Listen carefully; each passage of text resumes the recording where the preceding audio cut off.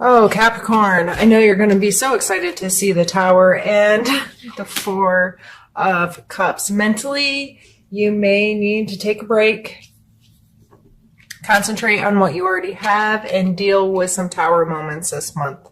The Tower, to me, is an opportunity. A lot of other people are going to stress the dramas or the negatives of this card, but to me, something new can't be built without getting rid of some old. So, if this is showing up in your life and you feel like things are a little chaotic and things are being broken down, whether it's a system or a relationship or whatever it is, you just feel like things are falling apart, maybe that's exactly what you need them to do long term.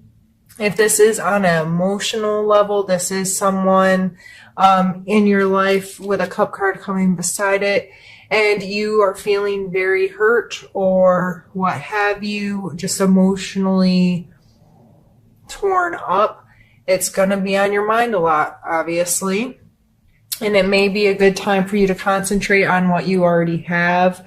To me, I feel like this person's kind of like not paying attention to this, and you're like, dude, take the cup already. Somebody's trying to love you. Maybe you need to just kind of focus in on what you already have. But be mindful that sometimes some really good opportunities for love or comfort or support, that kind of stuff can come in and really help us through these moments. So regardless of how you play into the spectrum, just be mindful of that. Mindful of your emotional attachments to the hard situations in life.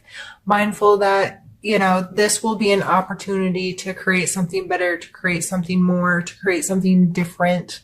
And it doesn't mean it's easy, and it doesn't mean it's without emotional stuff, but you are more than capable of doing it. And with the intuition card coming out first, I would really heavily rely on listening to your intuition, listening to your gut, making choices that are right for you, not right for other people.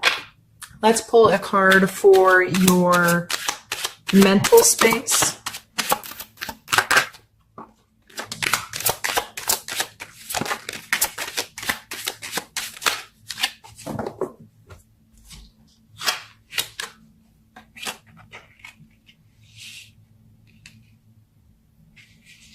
Opportunity for movement, for change, for progression, an opportunity to play salesman for yourself. I'm kind of feeling this card's he's by himself, but in these cards, the main characters are kind of with two others that they are coercing into moving them or purchasing from them, or these are both kind of cards of having to deal with others and your approach to that.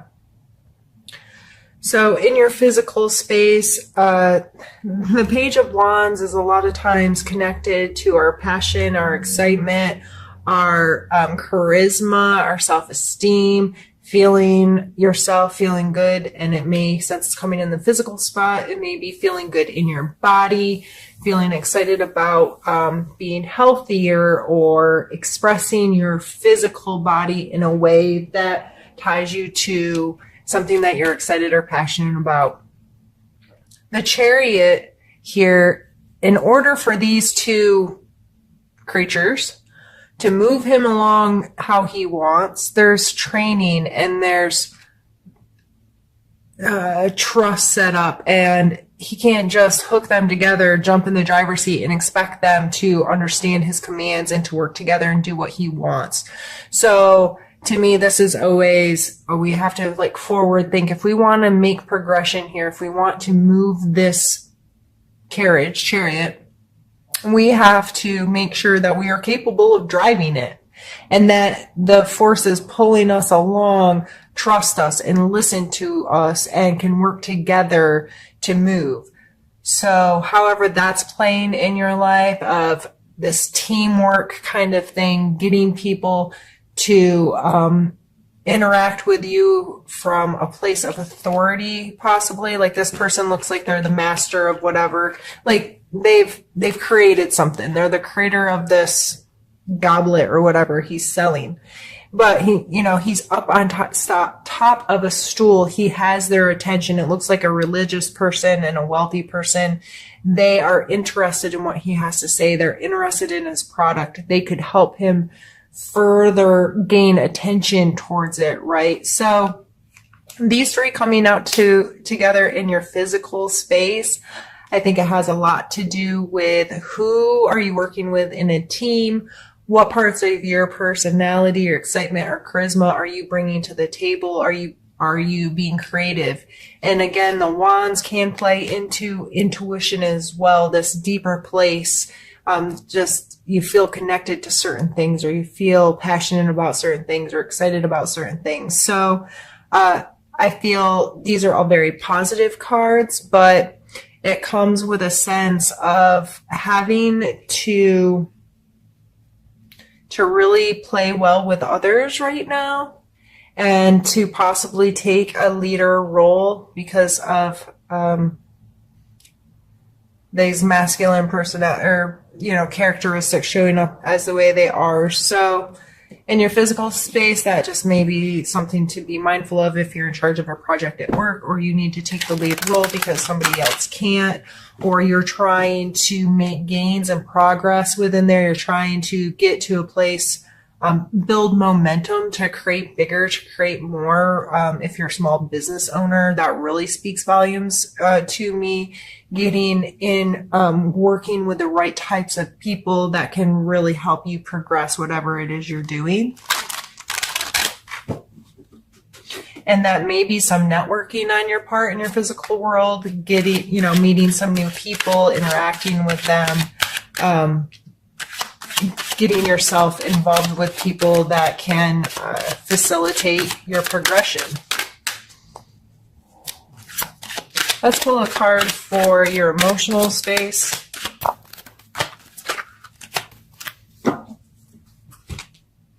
We have the 10 of Cups.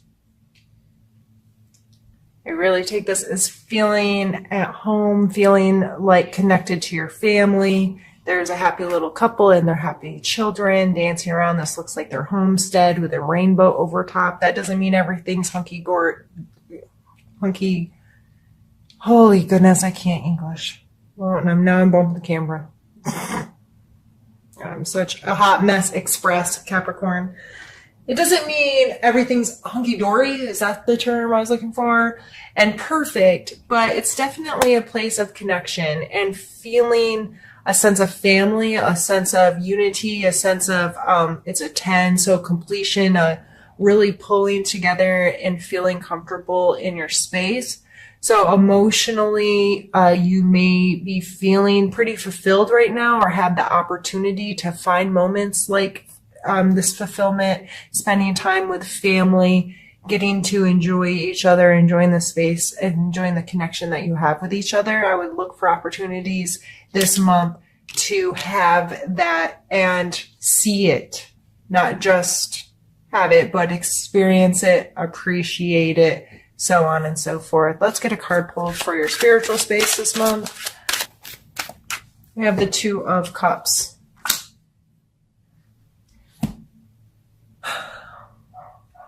This coming in as a spiritual card, this card to me is kind of like a marriage card. They're exchanging their cups. They're being vulnerable and open and accepting of each other.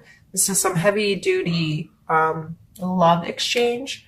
So spiritually speaking, this may be you becoming more committed to a spiritual practice, getting emotional satisfaction and fulfillment from engaging in a spiritual practice, whether this is praying, meditating, going to some kind of group or church, or something that's bringing in some fulfillment for you and allowing you to exchange with this. And it could just be, praying, or for a couple of minutes a day, or sitting with an attitude of gratitude for giving thanks for how amazing your life is each day, or something that's really helping you feel more fulfilled and like you have a real personal connection to your spiritual life in any way that you experience your spirituality.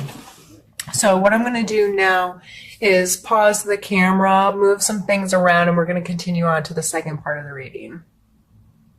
All right, Capricorn, now on to the second part, and we're going to start by pulling your challenge card for the month. So this may be a challenge that comes into play this month, and my hope is by talking about it already, if it comes up in your life, you will have a perspective that's like, okay, I got this, I know what I need to do, so on and so forth. I've already thought about this situation.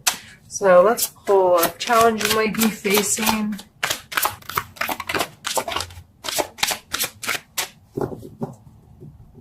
Judgment. And is that judgment of others or judgment that you put on yourself?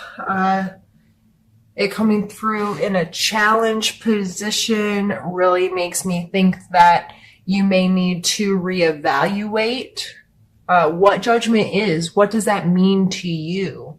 Do you place the judgments on others? Do you have a tendency to want to correct others or blame or cast judgment because they're not living or doing what you think they should be? Or it could even be on yourself, where you are judging yourself, you're getting harsh on yourself, or you're allowing yourself to believe that the judgments of others matter because they simply don't. How you feel, the story you tell yourself about yourself is the absolute and most important thing in this world. And if that story about yourself to yourself is filled with judgments and shame and grief and guilt and all of those regret, negative kind of connotation stuff, that's the reality you're going to have. So I think it's very important to pull back from a situation, evaluate how that energy is maybe conjuring in your life. What power are you giving it? Are you allowing it to control your actions or your words or your thoughts or your feelings? And I think it would be important to at least have a conversation with yourself about that this month, and be mindful if you find yourself being judged or judging others, judging yourself, call yourself on it and say, why am I doing this right now? Is this appropriate? Is this healthy? How can I change this behavior? Those types of things. Let's pull a card for a strength for you that you may want to utilize this month.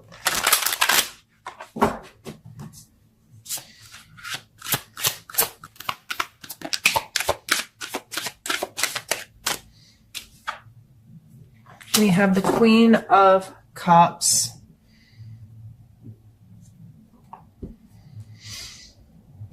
As a strength, this is being emotionally mature. This willingness to put your heart on your sleeve and be vulnerable and connect with people and have mature, open, dialogued, authentic relationships with people. I don't see her as scared. She's not scared to get her feelings hurt. You know what I mean? She is willing to trust and to love and to be unconditional. And I don't think she's very judgmental. You know, I think it'd be hard to love the way this energy comes across if you're in this kind of mind state. So this coming out as your strength. I know a lot of you Capricorns are very giving to others, want to help take care of others, want to help get things planned and organized and whatever. I would be mindful of your intent there. Is it because you think you can do it better than them or something? Or is it because are you giving of your time and your energy to this person because you truly just care about giving it to them? And are you willing to not only give this kind of energy to someone else, but are you willing to give it to yourself? Are you willing to allow yourself the freedom to care and to love and to express your emotions and to feel secure within them? Let's pull a card for your need to know for the month.